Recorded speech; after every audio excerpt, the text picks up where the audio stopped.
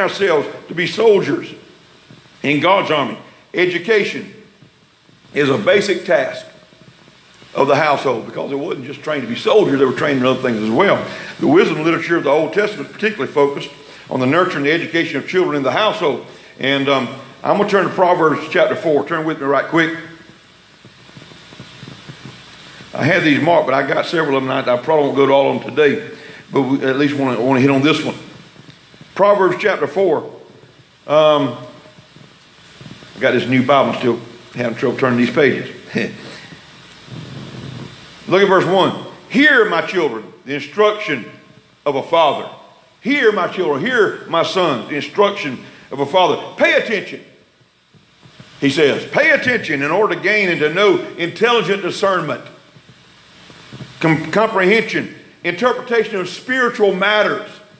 Hear, not just with your ears, hear with your heart, hear with your spirit. Give attention to know understanding, for I give you good doctrine, good teaching. Do not forsake my law. Don't forsake my teaching. When I was, and listen, this is Solomon writing about his father David and his mother Bathsheba. When I was my father's son, tender and the only one in the sight of my mother. So when I, Solomon, was a son with my father David, tender, I was the only son in the sight of my mother, Bathsheba. She loved me so much. He says, he also taught me and said to me, let your heart retain my words, keep my commands, and live. Get wisdom, get understanding. Do not forget nor turn away from the words of my mouth. So he says, get skillful and godly wisdom. Get understanding. Again, that discernment I was talking about a while ago. Comprehension, understanding spiritual truths and things. Don't forget. Don't turn back from the words of my mouth, he says. Do not forsake her. Wisdom. Don't forsake wisdom. And she will preserve you.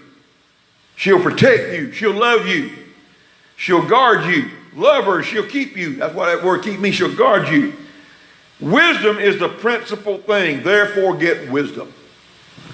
Wisdom is the principle. The Bible says the beginning of wisdom is fear in one verse. So the beginning of wisdom is to get wisdom, to get skillful and godly wisdom. Because skillful and godly wisdom is he says here, is the principal, primary thing that we need. That's a mouthful of truth right there. We could just preach an entire a series just on wisdom itself. How we need wisdom in our everyday life. We need wisdom. And with all we've got, get understanding, he says.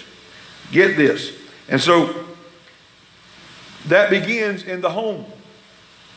It begins in the household. The wisdom literature that we're given here. There's another verse over in, you ain't got to flip there, because I'm going to flip there right quick and read it. I'm going to move on. That same book of Proverbs chapter 22, verse 6. Train up a child in the way he should go. And when he is old, he will not depart from it. Train up a child in the way he should go, he says. Train him up in keeping with his individual gift or his own bent. And when he's old, he will not depart from it. In other words, train up a child in his particular gifting. If you recognize as his parent, you recognize a particular gifting and talent.